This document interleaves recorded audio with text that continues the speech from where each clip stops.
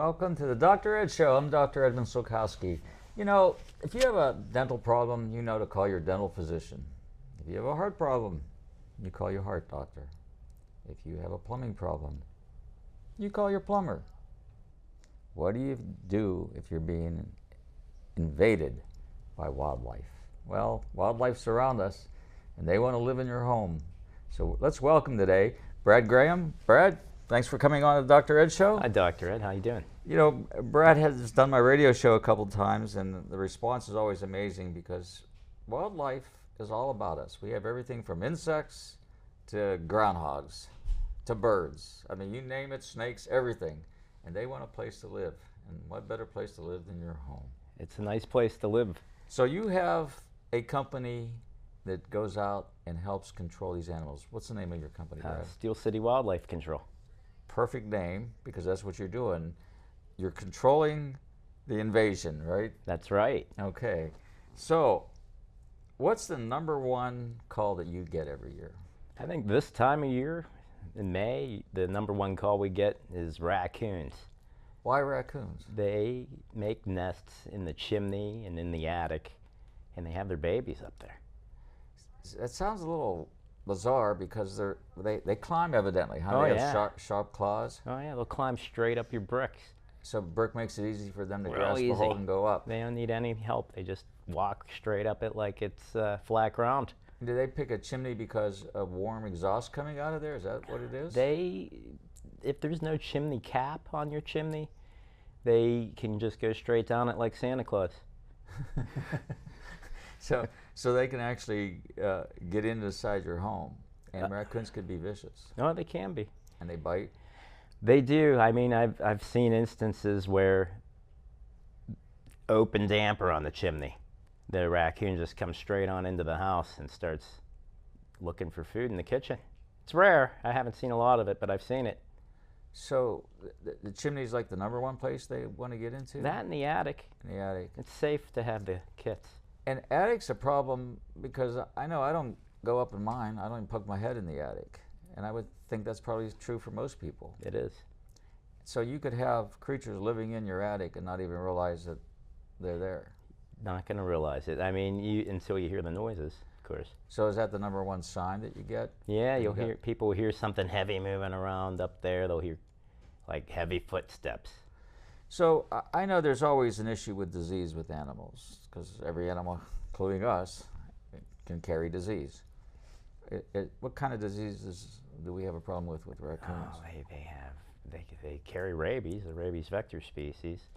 What's that mean, a rabies vector species? They're highly susceptible to getting rabies, and they transfer it between other animals. So they can carry it and not show signs and symptoms of it, or eventually they do get the symptoms, and then they end up dying. I mean, they don't live that long after they're infected, but they get it easier than other animals do. And so they can come in and bite your dog, your cat, or your kids, or you. Right, and then you got to go get the shots.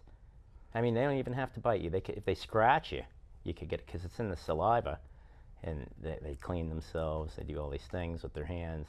So even if you get scratched by a raccoon, you need to go to the doctor. So it's something you don't mess around with. No. That's why you need a professional like yourself to do it. Right. You know, I'll tell a story of when I tried to handle my invasion, and it backfired on me. And I think that's the problem I created was worse than the original problem. But these raccoons, attic, chimney, do they ever try to come in the basements of the homes? It can happen. It can happen. They're not like kind of mice that squeeze themselves into small holes, though. A 4-inch round opening, they'll get through. They'll get through. So like, there's situations where maybe a vent cover, maybe there was some pipe that went outside, now it's no longer in use, the cover blows off, they can squeeze right through it. What about like dryer vents? They typically don't fit through it unless it's just a wide open circle. Like if it's covered with, you know what I mean? Then they can't no squeeze mesh through on it, or yeah, no mesh. Or those flappers. Right, the flappers, they're not going to get through that. But if it's wide open, like a tube, like sometimes they have that cover over it. Well, if that cover's gone and it's just open and there's no pipe, they could get in there. Skunks can fit into those tubes. We've seen Skunks. that. Yeah, where people call and they have a skunk in the dryer vent. Oh man. Yeah, Yeah, I had a furnace problem this past winter, or can't remember exactly what. I think it was during the winter. And the house is only 4 years old, so it was like I was shocked to have a furnace problem. And the first thing they checked was the vent, because there's no chimney for them. It just goes right out the side of the little white house. tubes. Yeah, white tubes, and that's the first thing they checked to make sure there wasn't an animal blocking, the airflow. And it ended up being the blower, but that it's interesting because that's immediately what they went to. Oh yeah. Wildlife Yeah, blocking, it could be. They get in there. creating the problem. Yeah, and I've heard of birds living in those vents as well. Yeah, the birds will fit in there pretty easy, and then they'll drag in material and it'll block it up. So you get a call, and I wanted you to tell the story you told on the Dr. Ed radio show about the raccoon infestation that you had to deal with. But you get a call and somebody says, I think I have raccoons in my attic. What do you tell the client? Well, I ask them a couple of questions to see what they're hearing. What do you hear in the attic? And if they say, oh, we're hearing scratching. So scratching, a lot of different animals might cause that. But if they're hearing heavy footsteps, slow, that's usually a raccoon. This time of year, they'll hear what they think sounds sort of like birds chirping, but it's really raccoon babies screaming. Oh. And it sounds kind of like birds, but it's usually raccoons, little raccoons. So you definitely don't want a family living in your home No. of raccoons. Because they make noise all the time, and it gets worse as they get bigger. And then if something happens and they die, there's an odor that's going to happen. Yes. And then you have to try to track that down. Oh, yeah. So you get this call, and you say, well, I'm busy, I'll see you next week, or what do you do? It just depends on our availability, but in the severity. Like if it's something, I have the raccoon running around my living room, well, then we get out there like right away. Yeah. Like we go right now. So tell us how you handle catching a raccoon. There's a lot of ways to deal with the raccoons. Sometimes we trap them in live cages. We'll do that typically outside. So you put some bait and cages. them, Yeah, some type of food. Trap them, yeah. If it's in the living room, that doesn't work. We'll get it with a catch pole, sort of like you see animal control get the dogs with. Yeah. That will get them that way. Shove them in a cage and take them away. If they're in the chimney, there's a lot of ways to deal with that. Same with the attic. Like you can scare them out of there. You can go up there and chase them around, get them out, and then seal up the openings, and then there you go. Have you come close to being bitten by one? Yeah. Oh yeah. It's never happened though. You wear special gear? I wear protective gloves. That cover your arm or just your hand? It goes up to about the elbow. And they're made out of what? It's Kevlar. Oh. Yeah. So it's like bulletproof. Yeah. So it won't let the teeth penetrate. It still hurts. Yeah. Yeah. But you got to be concerned about rabies and bacterial infections and so forth. If it doesn't break the glove or the skin, then you're fine. And Kevlar is tough to break. Right. Through. Yeah. I've never heard of anybody having to go through. Yeah. I've seen people have raccoons as pets. For whatever reason, why, but a dog and a cat is not good enough. But people do it. And I've seen them tame, but if you get them at the right size, I think you could make a pet out of them. You could. Yeah. Yeah. Is it legal? No. No. I mean, they're not going to be the best pets, because like when you're sleeping, they're nighttime animals, so they're like going to get hungry. They're going to go down. They're going to open up your cabinets. They're going to take the cereal out. That's the interesting thing, and you were talking about this. They have thumbs. Yeah, they just get their little hands on there. Yeah. And they can open doors. Oh yeah. And cages. They can get through almost anything. Like sometimes people will call in and say, well, you know what I'm going to do? We're going to think about this if we want to have you come out and get this. I'm just going to close it in. Have a room. It's in the basement. I'll just close the door and leave it in there. And it's like, well, what are the walls made of? Is it drywall? Because they're going to dig right through that drywall. And they're gonna do it fast. It's gonna happen in less than 30 minutes. You're gonna be out of that room. And you're gonna have this big raccoon hole in your wall. I think people kind of assume that animals aren't intelligent, but they actually are. They have a survival instinct, and I think they can reason more than we give them credit for. Oh yeah. So tell us a story about the invasion that you went to. Kind of an interesting story. Yeah, the office facility. Yeah, there was an office where we got a call. They were hearing raccoons above the ceiling tiles. So those removable. Yeah, the drop tile ceiling. Yeah, so they're hearing what they thought was heavy footprints up there and sort of random, and then they were hearing fighting noises, like growls and screams, like something, and then all this banging. So like maybe 2 adult raccoons fighting is what it sounds like. And then they were hearing baby noises, screams in the wall. So they had all these different noises. So we went out there and we ended up getting probably about 8 raccoons out of there, adults. That's an infestation. That's a massive, and it's a big building, but Yeah. to have that many adults living in the attic, that's a lot. It's unusual. But yeah, I'm surprised they didn't call sooner, because it takes a long time to get that many raccoons into a building. So did you have to bust through walls? Yeah, to get at the end when we got all the adults out, they were hearing cries in the wall. So I had to. We used some tools. We used a thermal scanner to find the babies. Oh, high tech. Yeah. So it senses heat. Right, and there was no way to get them out because they were at the bottom by the floor in the wall. And so we had to cut the walls open. So in an instance like that, Brad, you cut the hole in the wall, but it's the person's responsibility to repair that. It's not yours. Right. Yeah. Now they had a maintenance man, so they had an in-house guy to repair the holes. We didn't make very big holes, so they were.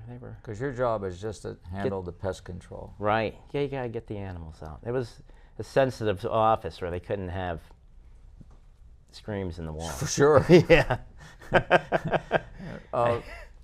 Where do raccoons normally live if they're not living inside a structure? In the woods. They'll live in a hollow tree, like rotten parts of a tree. They'll just go down in. They'll live there. They'll live in old groundhog holes.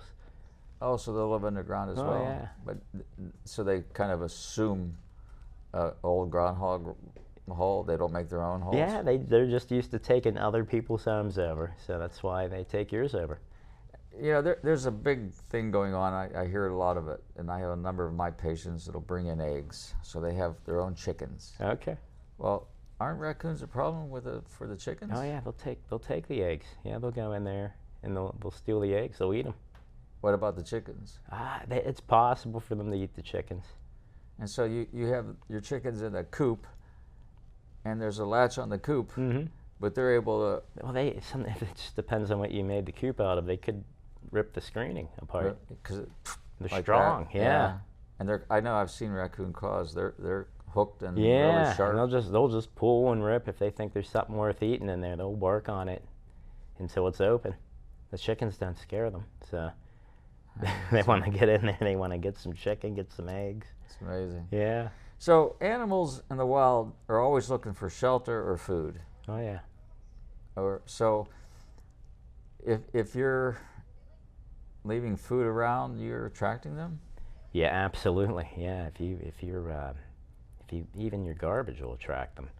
So like if you don't have secure lids on the garbage, they're gonna knock your garbage cans over, and they're gonna shred all the bags. They're gonna throw all the garbage everywhere looking for food, eat the food. If you feed feral cats, you're feeding the raccoons. You're feeding the raccoons. Yeah, You're attracting them. Oh yeah, they're gonna come in and eat that food more than the cats are. And they're not afraid of cats. Not afraid of cats. Or dogs. They try to stay away from dogs, but they'll sneak in and they'll get what they can. They'll run away. And they're quiet as heck. Oh yeah, like the dog isn't. It's a tough match for a dog. They're tough animals. They'll hurt your dog. You shouldn't, on your front porch or your patio, be leaving food or water, for that matter, huh? No. I mean, you could have it out there during the day, but it shouldn't be left overnight. Because these animals, when they come up, they're nocturnal. They come out at night. Right. So what happens if you see a raccoon during the day?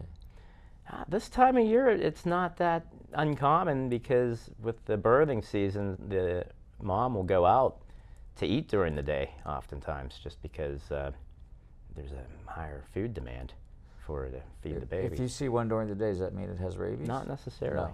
No. Okay. What's the second most invasive wildlife that wants to live in your home? But wants to live in your home, probably squirrels. And both of these raccoons and squirrels, in the process of wanting to have a new home, can do a lot of damage to your house. They can. They can. I mean, the squirrels will chew on your wiring up there in the attic. They just gnaw on it. There's like something in the wiring cover that's like a sweet thing that attracts them for some reason. Yeah, I know. When I lived in Arizona, we have in Arizona something called pack rats. And Yeah. they're the cutest little things. They really are cute. And they do a tremendous amount of damage. They could in your home as well, but to cars. Yeah. And they chew on the wiring. And my understanding was that a lot of these wiring coverings, Mm-hmm. the insulating part of it, Oh yeah. are made out of soy. Yeah, that's what it is. It's the soy in there. I don't know I don't know what the value is in making wires out of it, but it does attract rodents. And they chew on it and then short out. And I knew of somebody who had a brand new Range Rover, so it was like a $110,000 car. Oh. And these pack rats chewed the wiring harness and they trashed the car. The car was totaled Oh no. because it was more expensive to fix the car than Really? just the $100,000 car gone. Yeah, because the wiring harness was so Pack difficult to rats. replace. Yeah. Mm. So you've got to take steps to You not should, invite yeah. them. Right. Yeah. Don't be leaving food out. Now, mice are going to be around pretty much because they just live where people live because they feed off of our waste, you know, and they clean up things outside, dead animals and everything else. But so that's in the attic probably just as much as anything else. Having mice. So what signs would you see for mice? You'll see droppings. You'll see small droppings. That look like what? Yeah, it's like rice shaped, dark. It's like a black. Maybe like a grain of rice. Yeah, a little smaller probably, but it's very, very small compared to like a rat poop. Looks the same. That's maybe an inch long. This is maybe 1/4 inch long is what we're looking at for mice. And do you see that in corners, in the center of the room, around the baseboard? Where would you look for it? You would see them definitely along the walls, because they tend to stay nearer the wall and they run around the room that way when they get into the kitchen. You're going to see it under the baseboards. And they'll even get into your drawers, like your silverware drawer. How can they get into that? They just get up into the cabinets and they climb up and they check all the drawers, because sometimes some of your drawers might have you might have some food in some of them. Or they nest there. No, they usually don't nest in the drawers. No. I haven't really come across a lot of that, but they could if it's like maybe a vacation home or something where you're not there a lot. Then yeah, they'll nest in the drawer. So if you're leaving food around that's not sealed properly, or storing food and not paying attention to it, they can chew right through the packaging. Yeah, they'll get right through cardboard, So plastic. If you see nom marks on a box of spaghetti that's in your storage room in your basement, you should be on alert then. Right. Okay, so let's say I noticed that, Brad, and I set a trap. I just take it upon myself to set a trap. And I catch one. Am I done? Yeah, probably not. There's probably more. Because You if gotta you keep- see one, there's going to be more. Yeah, there's going to be more than one. You gotta keep setting traps until you don't get them anymore. Okay, so if you don't find out how they're getting in, then you're just going to constantly be dealing with it. Yeah. I mean, it is a real possibility. It's more of a problem in the winter than it is this time of year. This time of year, they're outside more, I think, than they are inside. Unless you already have a massive infestation, it's not going to go away on its own. But they tend to stay more outside in the hot months. And so they're coming in for winter shelter, Right.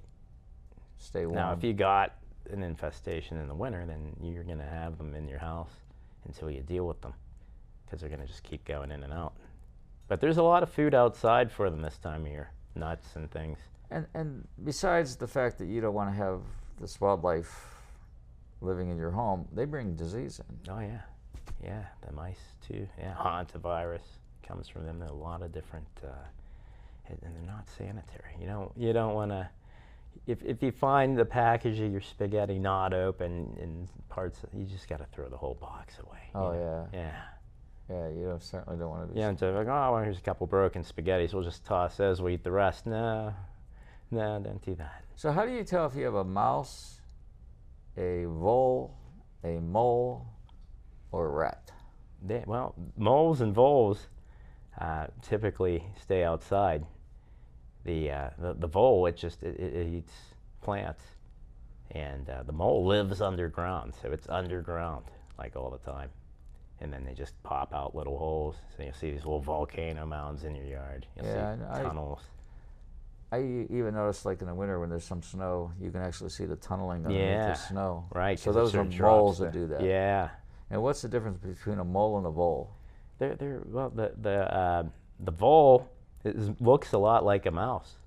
Yeah, it's a meadow vole. It looks like a mouse, but it's a little different. It eats different things.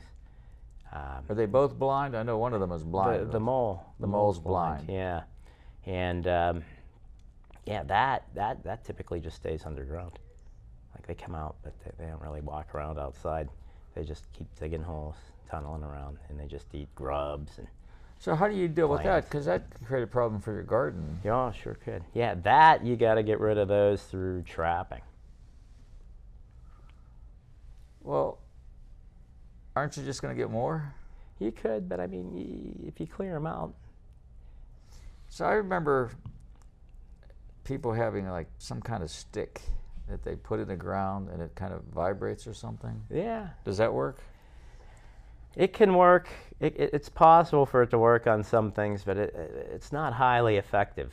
The stick, like people put those in, they say it works on raccoons. It doesn't work on raccoons. Like that, it just doesn't. Then they have sticks where it vibrates, and then there's like a flash bulb light going off and all this to scare animals. They get used to it. Yeah, they just get used to it. They're like, that's not doing anything. They just keep coming. Once they're there, they don't care. Some people put poison. Not a good idea. No, not for the larger wildlife. You got to follow the label on the poison. Because what you're doing could impact other animals. And because another animal may eat that. Right. Animal that just ate the poison. Right. That, and then it depends on what you're doing. If you're putting a bunch of poison outside, cats, and maybe a stray dog comes up, eats the poison, you killed somebody's pet. Yeah. Yeah. Yeah. Or your own pet could get out and eat it. And that's why you do what you do. How did you get started in wildlife pest control? It was a strange thing. I was between jobs, and a friend of mine was doing this, and he's like, "Oh, you should really look into wildlife removal." Wildlife removal. Didn't realize it was a thing, you know. So I went with him, and we got raccoons out of attics and chimneys, got groundhogs, and I said, "Wow, this is a good time." It's a good time. It's a good time. I think it's a good time. You definitely gotta like your work. Yeah. Or otherwise it's work. Oh, it's fun. It becomes work if you right. don't like it. So, and that ended up becoming your full-time job. Right. Your profession. Yeah, full-time job. And you started your own company. Right. That goes by the name of Steel City Wildlife Control. Yeah, and we added pest control to it, so we take care of bugs, ants, bees. Yeah. all So. that stuff. Wildlife and pests, they can be some of the same thing. Even some people can be some pests. Do you handle people that are pests? No. We might add it in the future, but currently not doing it. So handling insects is a big difference than handling, like a raccoon. Oh or yeah, something. it's a different, totally different process. But let's talk about that in a minute. Groundhogs. You brought up groundhogs. Yeah. So they can be a nuisance. They can be. So how do you handle a groundhog? That is that's another thing. Like if you already have the groundhog, we trap it and get it out of there. It's really a problem if it digs under your house or under your porch. Like if you have a concrete porch, they tunnel underneath of it. So they can undermine the It totally undermines it. Yeah, because they take all that dirt out of there. So or now your there's patio. nothing. Right. So then you'll get cracks in it. And then they'll have babies. You have all these animals running around. And it's bad for the garden because they want that garden. How would you keep them out of the garden? Fencing, but it's possible sometimes from the climate, or burrow under it. So like if you're doing a fence, you gotta to keep groundhogs out, you gotta have that go underground, maybe about a foot, and then have an elbow that comes out another foot then they can't get through it. They don't figure it out. And it's the same thing like with a porch or a deck. If you have a protective fence, then they can't get through. They won't get under there. So that's like a preventative step. Is it legal to kill a groundhog? Well, yeah, it is. So like you can do that all year long? Yeah, on your own property you can. Yeah. Yeah. Yeah, you know, I used to, I think I still probably do have groundhogs, but in my last house, I had an acre and they were like far away at the other end. I could watch them from my house. And to me, that was always a sign of spring was coming or winter was coming because I would see them come out all of a sudden and I knew the weather was changing. So they were like my weather forecasters. Yeah. You know, they're unlike the ones on TV that forecast the weather and wrong 50% of the time and still get paid. The groundhogs are pretty accurate. Oh, yeah. One year they were out for like 2 or 3 weeks and then I didn't see them again. Then we got hit with a late spring snowstorm. Okay. So, you know. Yeah, they're like, oh, we better get back in our holes Yeah. and wait this out. Yeah. Yeah. But I thought, you know, as long as I stay away from my house. Yeah, they're fine out They're there. fine. Yeah, I don't care. they're not gonna come running around chasing you around or anything like that. Yeah, they're kind of afraid of you. Yeah, oh yeah. And they don't go too far, like maybe 100 yards at the most from their hole. What's the biggest predator for groundhog? Probably the coyote. Coyote, hawk? Yeah. It gets the baby groundhogs, the hawk. Yeah. I don't think that it really gets the large groundhog that often. Yeah, I think my understanding is a hawk could pick up like up to 20 pounds. It can. Yeah. So those groundhogs, though, some of them look pretty chunky. Yeah, they're big. Yeah. And they're tough. They're tough animals. Yeah. And when they have then they're like little hamsters running around. So those things are susceptible to bird attack, for sure. Yeah. But, I mean, these wildlife are always more protective when they have young. When they have young. Yeah. Yeah. And they can become pretty vicious. Yeah, they can, especially even a robin. Oh yeah. Can attack Yeah, you. they'll attack you. Yeah. Yeah. You get near that nest and they're coming after you. Yeah, right. Scary. Yeah.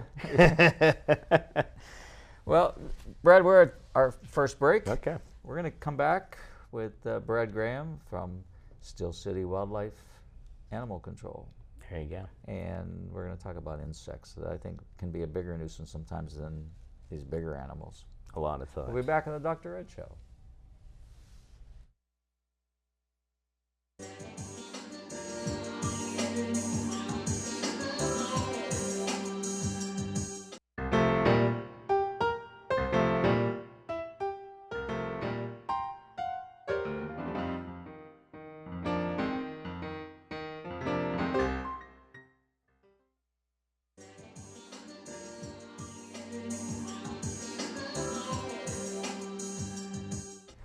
Welcome back to the Dr. Ed Show. I'm Dr. Edmund Sulkowski, and we're here with Brad Graham from Still City Animal Control, Wildlife Control. That's right. And we were talking about some sizable animals, groundhogs, raccoons. But you know those ones that really can be real pesty are those little insects. Insects are, I think, are like everywhere. So what's the most calls you get from a single insect?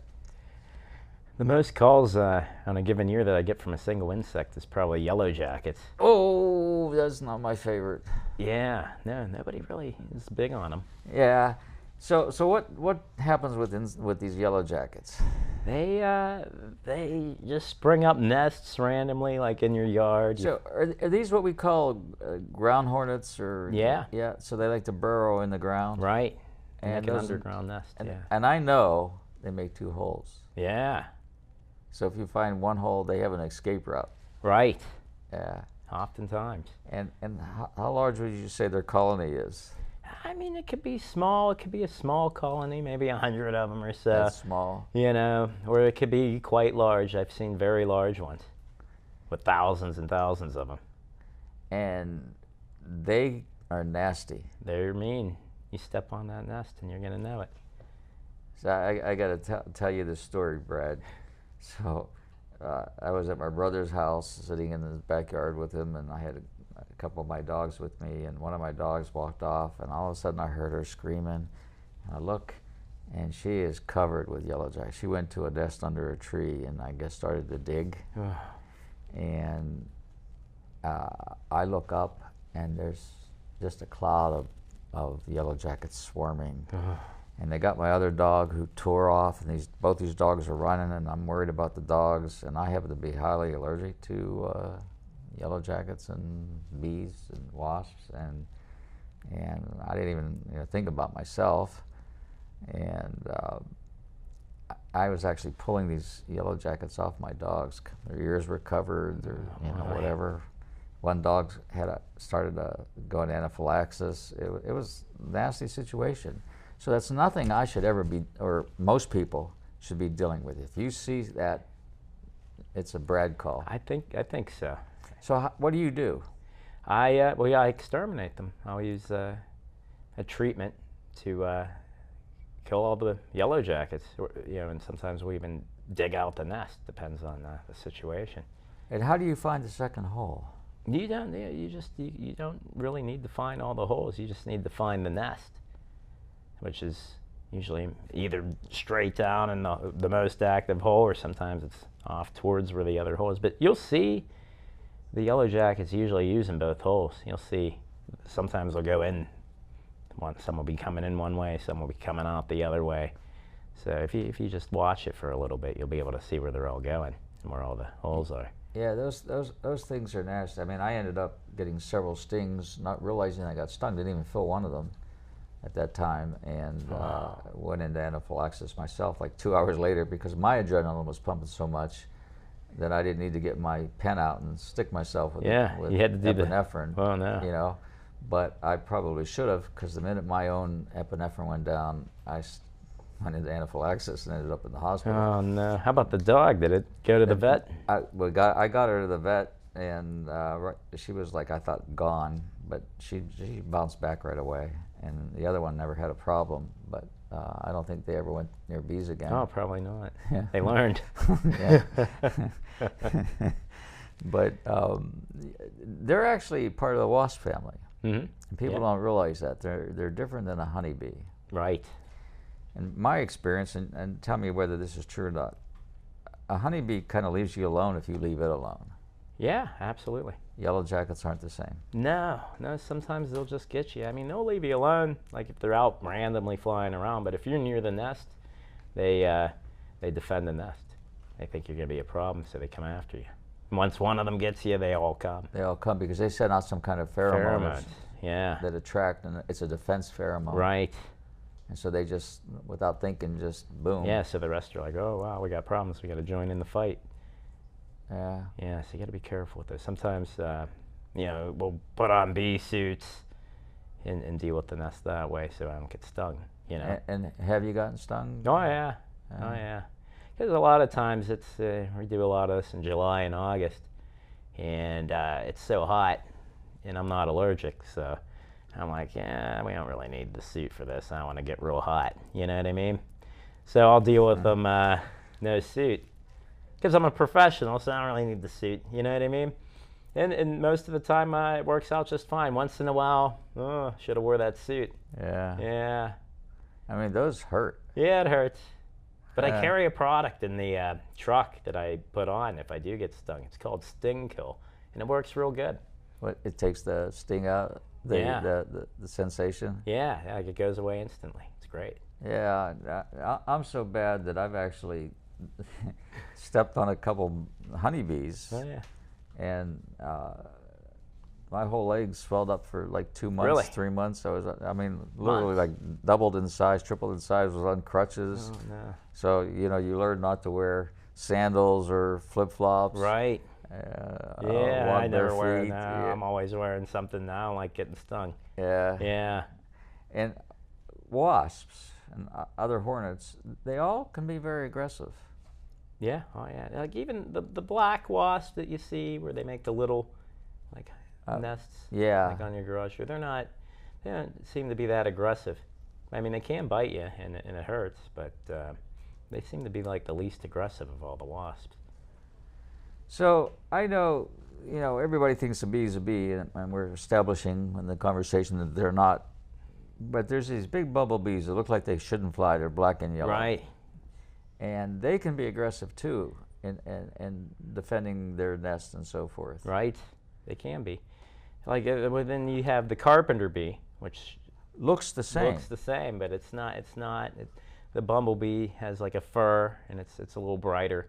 Where the carpenter bee, it doesn't really have a fur. They're more of a shiny black. And they don't have stingers, the carpenter bee. No, but the female can bite. They bite you. The male doesn't seem to sting or bite, but they get aggressive and they'll fly all around, trying to scare you away. Yeah, well, I remember being with my dad one time, and there was a bumblebee flying around, and it went into attack mode and wouldn't give up. Really? Yeah, my dad was panicking. I was little at the time. My dad was panicking because he didn't want me to get stung, and he literally had to take his shirt off and try to fight the bumblebee. He kept trying to attack. Did you get it? Yeah, and you know, I went my whole life getting bee sting injections because I never developed what's called a titer, so I never developed the antibodies for it. Mm-hmm. So you're supposed to like get desensitized like in maybe a year, 6 months to a year, and then you can get stung and not have such a bad reaction or not have anaphylaxis. It didn't work with me, and it's like getting a bee sting all the time. Yeah. You know what I mean? So they do something to you. It feels like a bee sting. Oh yeah, every injection you get one in this arm, one It's in like this sting, arm. sting. They were giving you stings. Every week. Didn't work. Uh-uh. Oh, gee, so you got stung more than me, probably trying to get the immunity. Yeah, but the funny thing is, the reason I'm telling you the story is, if I was in a crowd of people and there were bees flying around, Yeah. I would get stung, nobody else. After all those bee stings I was getting, Yeah. I would be around a crowd of people and everybody else was getting stung and not me. So I think they thought I was a bee. I must have been giving off that pheromone, bee pheromone, you know. Could be. Yeah, but I stopped after so many years of doing that. I thought I had enough's enough. No more. Yeah, I'll just carry my EpiPens. So I'm one of those people that carries like 4 EpiPens with them all the time. But you should never deal with a hornet's nest or bee nest by yourself. Well, I think it's in the yard. I mean, you could try it at night. You know, you could try to do. A lot of people like to do that. You know, and they're less active, so it might be safer to deal with at night. But they can still get you. Yeah. But if they're living, because sometimes they don't live in the ground, they'll live in your siding. Houses with siding seems common. Under the eaves. Yeah, they'll go up into the soffit and make a nest up in your soffit, or they'll just go straight behind the siding and make a nest behind the siding, which you can't get at directly. And then those nests, now that's when the do-it-yourself things is usually hose some Raid where you see them go in, and then a lot of people will spray Raid into these holes at night where they're going in and then seal up the hole. And the problem is the Raid doesn't get to the nest because the nest isn't right behind that hole. It's up somewhere else where you're never going to hit it. And then when you seal that hole off, these bees are still alive. Well, we'll call them yellow jackets because that's what they are. They're still alive, and now they can't get out that way, so they got to find a new way out. And they'll make a new hole. They'll get out. It's just where will they get out? Inside your house. Sometimes it is inside your house. Sometimes they find another way out outside, and that's when you're lucky. So if you see swarm or bees like going in and out of your house, you should call. That's how you know you have it.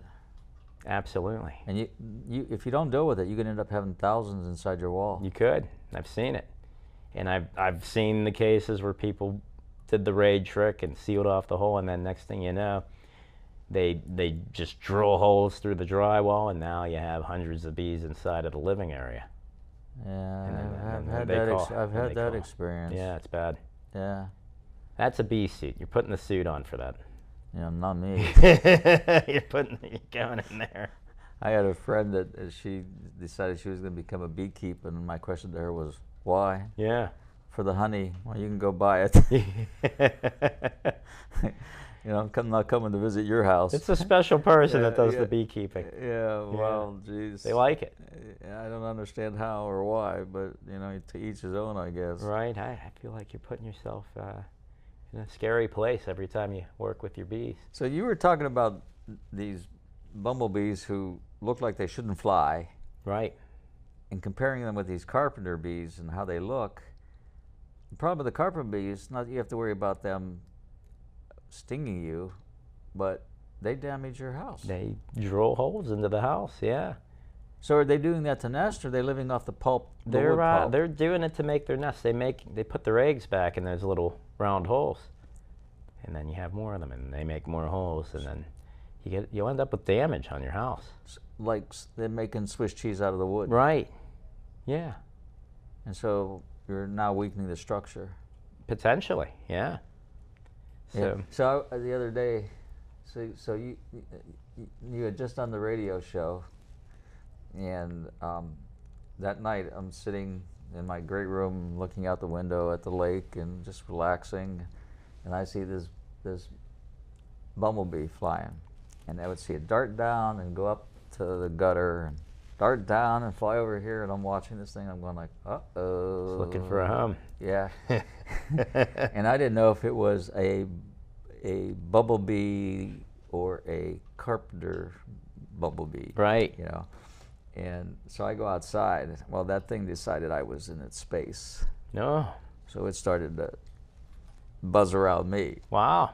So I went back in the house. I'm thinking, I better get a hold of Brad. But then it kind of took off, and I haven't seen it back. Yeah. Yeah, I've been watching You thought for about it. calling, so it's like, I'm getting out of here. Yeah. Yeah. Yeah. Yeah, I ain't gonna mess with it. Yeah. So they can do a lot of damage. Oh, yeah. As can carpenter ants. So Carpenter what ant. is a carpenter ant? It's a larger ant that eats wood. What color? It's a black ant. And they're big. They're big black ants. So if you see big black ants in your structure or around your wood pile, you have carpenter ants. Right.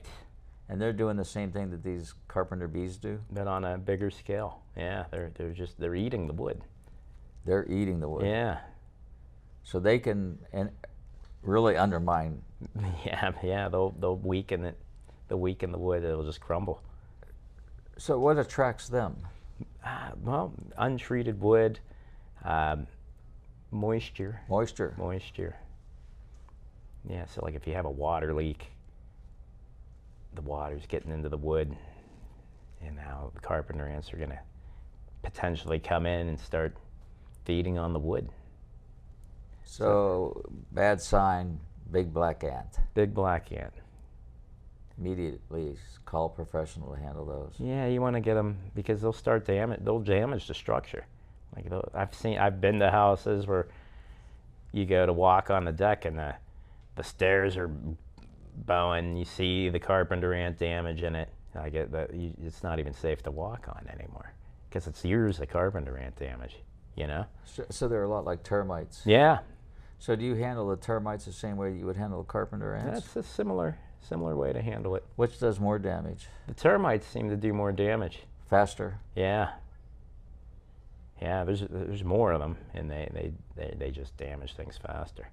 So what are some of the signs? You can actually see a big carpenter ant. Yeah, oh yeah. What about termites? How do you know you have termite problem? Well, you'll see. There's a number of ways to see it, I think, but you'll see sometimes mud tubes coming out of the ground, going up your house. Little mud tubes, and that's how they sort of come out of the ground. They build a little tube, and then they're going up into your wood. Like if you break the mud tube, oftentimes you'll see termites behind it while they're coming through the ground. So if they're outside your house, they're probably inside your house? Yeah, I mean they could be. You need to do an inspection to find out, but yeah, there'll be evidence. There'll be sawdust in the basement from them grinding away on the wood. You'll see sometimes they'll swarm at a certain time. I was just about to ask you that. These little things, like you see these little insect swarms, those are termites? They look like flying ants. Yeah. Yeah. Those are termites. Oftentimes. So I know Arizona has a big problem with termites, and you would think you're in the desert and everything's dry. Right. But it's an extraordinary termite problem there. Really? Yeah, and people are constantly treating for termites to prevent them. Right. And prevention is a big factor here. Oh, yeah. So how do you prevent termites from coming in? Well, I mean, it's good to just not have a bunch of like if I'll see a lot of the places just have extra building material, like just a bunch of wood stacked up. That sort of attracts them, and so does old firewood. Like I'll see really old firewood that's just stacked up. It's been there for years and starting to decay from getting rained on. That attracts all of these things. So like you're bringing them in, they see the food here, and then once they're done consuming this, they're starting to work on your house.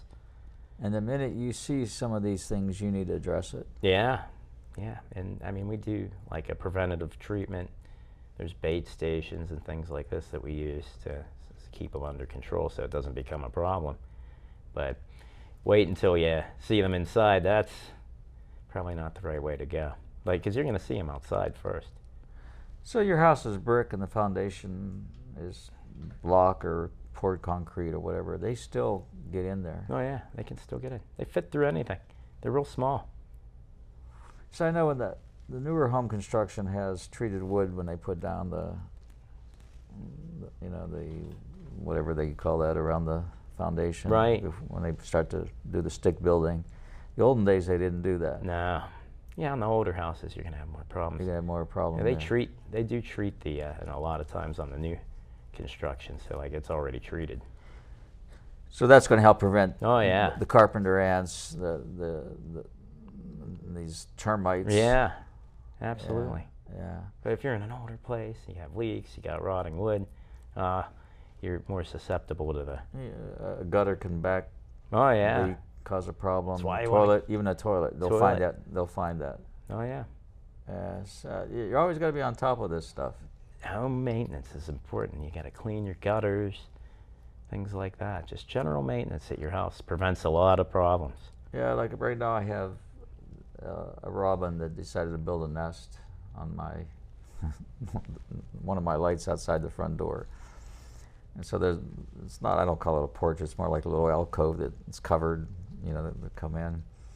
And the first nest the robin built fell down the ground. I thought, she won't come back and build another one, and I'll just clean that up. Well, the next day she had built a new one, and I didn't want to disturb it. But what a mess! There's mess everywhere. So I've been watching the baby. She only had one egg develop, but I'm watching it grow up. It's getting pretty big now. So once it's gone, then I'll clean all that up and try to prevent them from coming back next year, because they want to return, don't they? Yeah, They if they had success, they'll just do it again. Yeah. Yeah.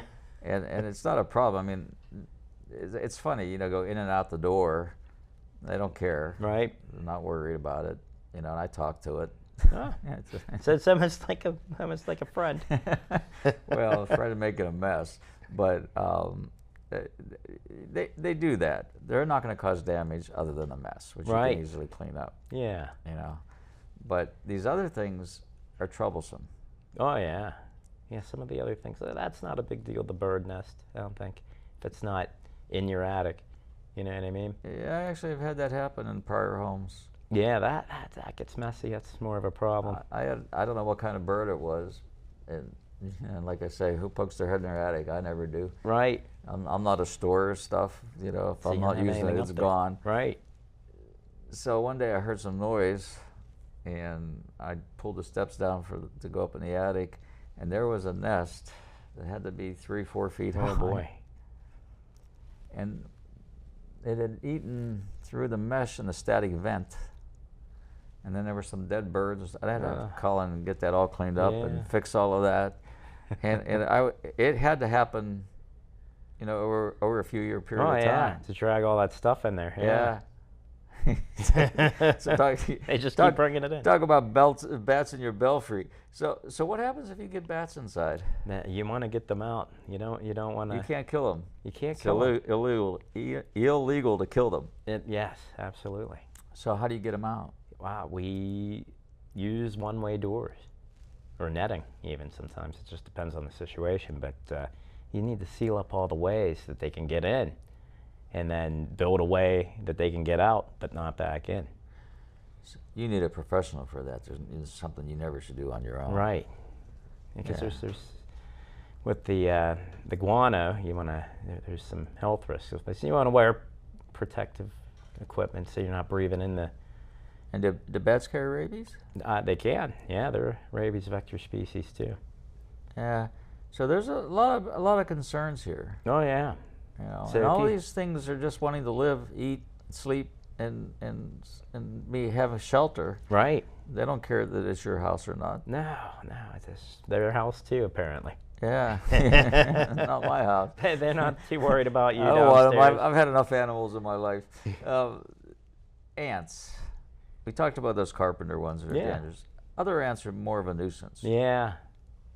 But you don't want ants No, I don't want inside the ants. house. Yeah, because then a lot of people get them in the kitchen and then they're going through the drawers. You know what I mean? Does sugar attract them? Yeah. Attract them? Yeah. If you leave a bunch of food out, dirty dishes everywhere, then you're going to end up with ants to eat that food. And so what do they do? Live in the walls and the cracks Yeah. and that kind of thing? Yeah. And even moisture will attract them too. So I'll have to tell you my funny ant story. So I buy this new car that had been sitting on a lot. And I take it home and I open the hood and I see ants in engine bay. Yeah, okay, that's kind of different. So I take it to the handheld car wash and I hose off all the ants out of the Wow. engine bay. Problem solved, right? You would think. And I'm using this example why you should call a professional. All I did was drive the ants from the engine bay into the car. Oh. And I get up one morning and I go to use that car and there's ants everywhere. No. Well, how do I have ants in my car, you know? So I take it back to the dealer and he says, well, evidently what they had it parked underneath a tree. Ah. And they decided that they liked the engine bay, and then Better. my solution was the wrong solution, and they had to actually treat my car for ants. Then it worked, I'd imagine, huh? Yeah, they got no the more ants out. Yeah. Did you have to drive it into the dealership with a bunch of ants crawling on I you? did. Oh no. Were they biting ants? No, I don't think I didn't get bit got up. bit. They That's were the good. little red ants, though. Okay. That's concerning. There's biting ants. Well,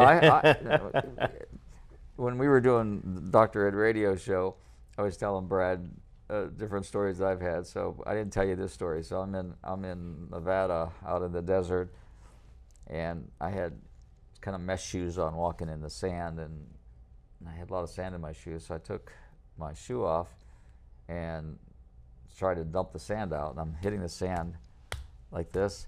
All of a sudden, I feel like a sting or a bite right here. And there was this half black, half red ant. It must have been on my shoe. I don't think it was in my shoe. Oh. It bit me or stung me, whatever it did. Right. And I had an allergic reaction Did to you? it.